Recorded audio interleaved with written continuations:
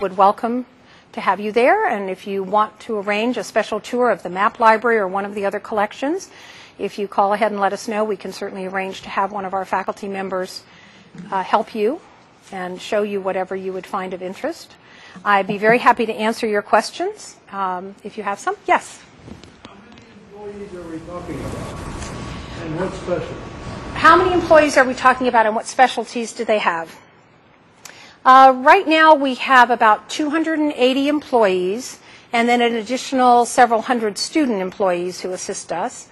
Our library faculty have specialties that range across the disciplines of the campus. So we just recently hired a new Judaica librarian, we have a chemistry librarian, we have specialists in the various disciplines in the Health Science Center, in the various disciplines in the humanities and social sciences. We also have staff with specialties like the preservation expert that you saw. We have one of the outstanding preservation people in the country who is doing these encapsulations and other things to help us make sure that we sustain our materials over time. So again, the specialization, I think, ranges across what's needed to run a library, but also against the subjects that we support. So we do have librarians supporting the subject matter of each college.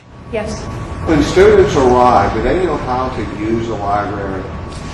When students arrive, do they know how to use the library? I would say that some do, but many don't. And when you think about Library West, I told you it has 1 million volumes in it. So if the largest library you've used before you come to UF as a student is your local high school or maybe your local public library, coming into a library with 1 million volumes, you can be pretty sure that we have what you need, but the sheer size of it may obscure finding it. Like, you know, we put the haystack over the needle. So we do a lot of instruction for students. And we also do a lot of games. We do Murder in the Stacks, and we do other kinds of contests and games for the students to get them to come into the library and to feel comfortable with the library.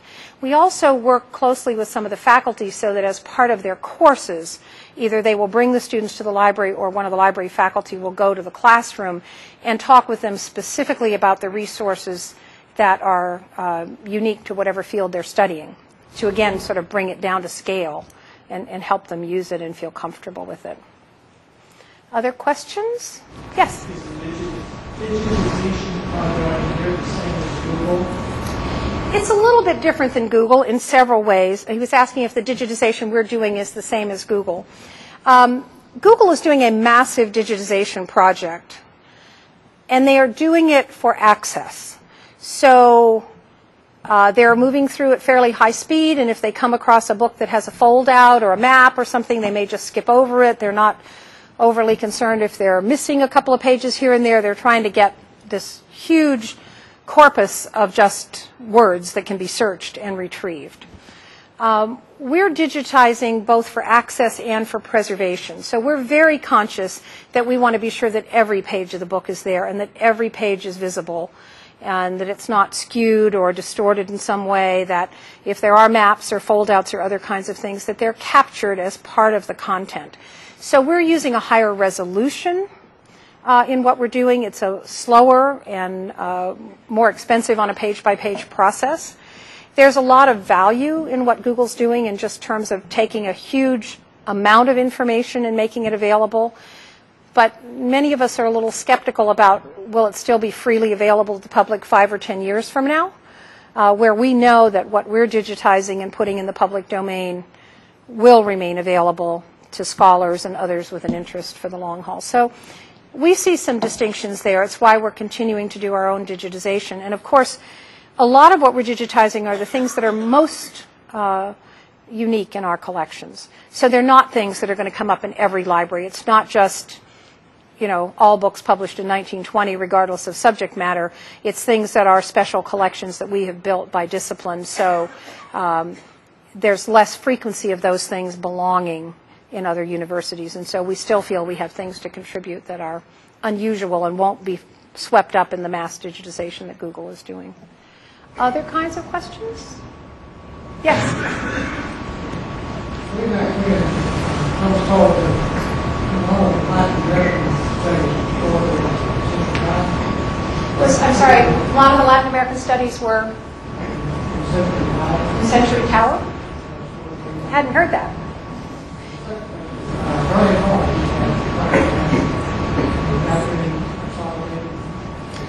The Latin American collection is now all housed in the Smathers Library building, which is the original library building, which has been built onto several times. There are other materials about Latin America that are dispersed through the collection. So you're going to find material in the music library or the fine arts library or the science library, particularly things about agriculture in Latin America might be in the science library. But the bulk of the Latin American collection is in the Smathers building up on the 4th floor in the North Tower, I guess we call it. I'm not familiar with what might have been in the Century Tower. I don't know if any of the other library folk who are here are aware of that, or Bryant Hall. At various times, parts of the collection have been distributed in places when we've just run out of space, and then as additional buildings get built, they sort of get pulled back in, and then we get overcrowded and they get pushed back out again. And during the years that Library West was closed for renovation, we had parts of the collection both in storage out by the airport in an auxiliary library facility we operate out there, but I think we rented an empty Publix grocery store, and we had squirreled things away in other parts of the campus. So I think right now our capacity with the storage facility is such that I don't think we have any collections that are not under the management of the library right now. Other questions? Any comments from library staff? Yes? Another hand, okay.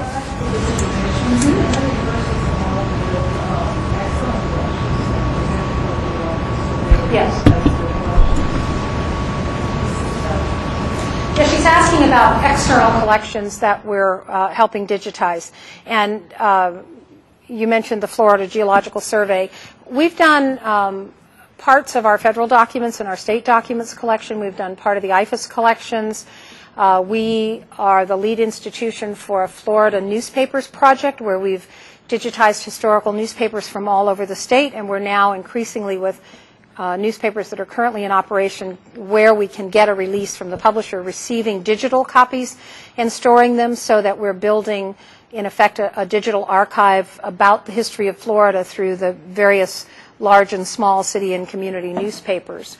So we do go beyond our own collections and work with other partners. We're also a member of a consortium called the Digital Library of the Caribbean, with several other universities in Florida and universities and archives in a number of Caribbean countries, where we're training them to digitize their materials, which are unique, and then they upload them to the University of Florida. We host it as a public access site, both for them and for others who want access to that information. So we don't think about our digitization narrowly. We try to think about it in terms of where we can add value and where we can assist others in exposing content that's of interest to our faculty and students, but also has a broader interest. Other questions? Okay, well, please come up and take a look at some of our items, and I'd be happy to answer your questions one-on-one afterwards. Thank you.